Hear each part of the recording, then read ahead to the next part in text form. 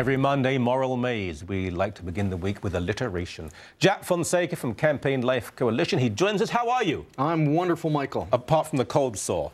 I know you said don't mention it, but I have mentioned it. There you are. Don't focus in on it. The Liberal convention, very little was discussed. And, you know, it doesn't actually matter. They may have voted for certain things. It won't matter in the long run. Trudeau's handlers will decide what the party manifesto will be. But assisted suicide, compassionate homicide, euthanasia, whatever, was discussed. Trudeau didn't say very much. But there's a bit of a clip. I think it lasts about 20-odd seconds, so bear with us. It's a long time to listen to Justin Trudeau about anything. But let's have a look. Liberals in British Columbia, my second home. Let's hear from you. Anyone here for it?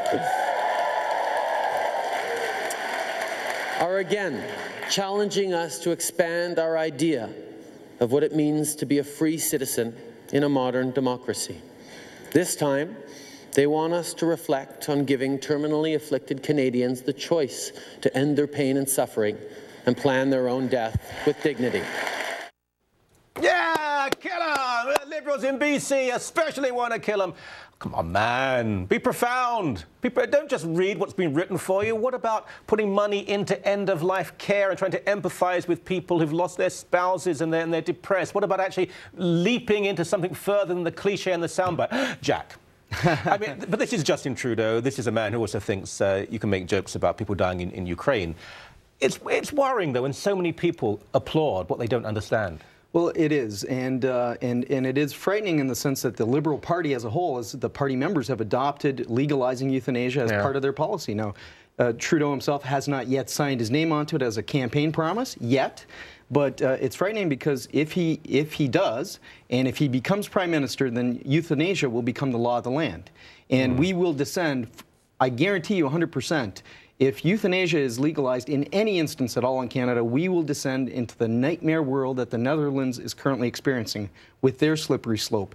And if I can just explain, in 1984, the Netherlands sold the idea of euthanasia to the public on the promise that, hey, this is just for those rare cases of terminally ill people. The public bought it.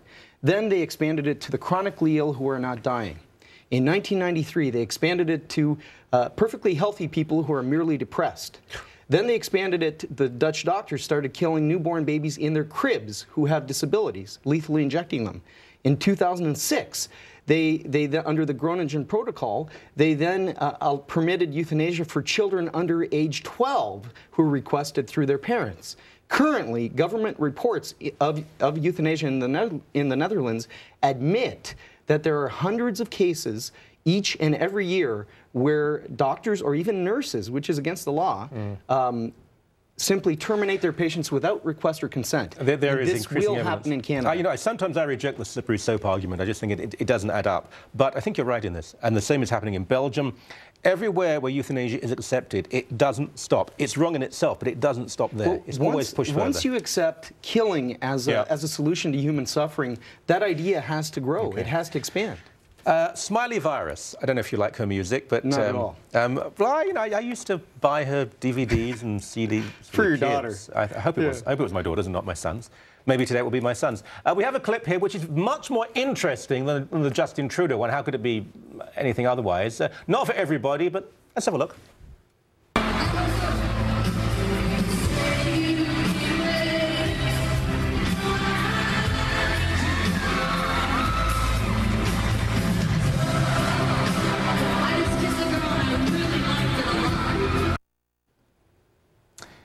Yeah, that was very daring.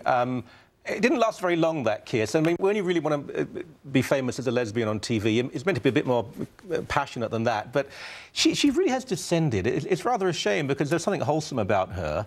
Does it matter, though? Does it matter? Was that Katy Perry she was kissing? Yeah, she kissed Katy Perry, who's famous for the song "I Kissed a Girl and I Liked It," which you know, brought a whole other level of raunchiness and exposed it to children. I don't think she liked it much. I did too, but the thing Katy Perry has talent, though.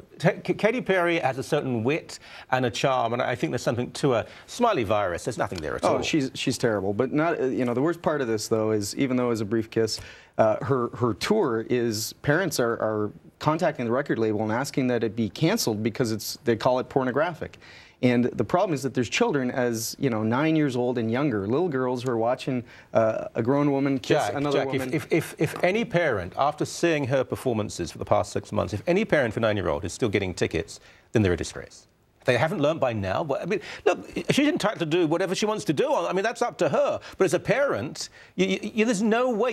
You don't realise now that Smiley virus is all about trying to push and provoke. Unfortunately, a lot of parents don't pay attention to what their kids are listening to, and it's like, well, it's not listening; it's watching. That was way less extreme than the way she was acting in that awards ceremony when she was having sex with a wrecking ball. Well, and you're right. I mean, the parents are I think they're being absent in their parenting if they're allowing their parents to, if they're allowing their kids to watch these videos, go to the concerts, and even listen to music, in my view.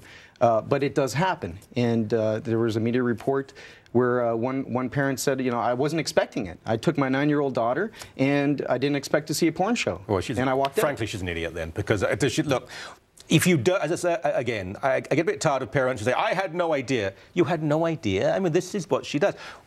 The good old, pure, lovely days when, you could listen to Black Sabbath and about ritual satanic masses. Where the innocence is all gone now. Thank you very much indeed. You're welcome.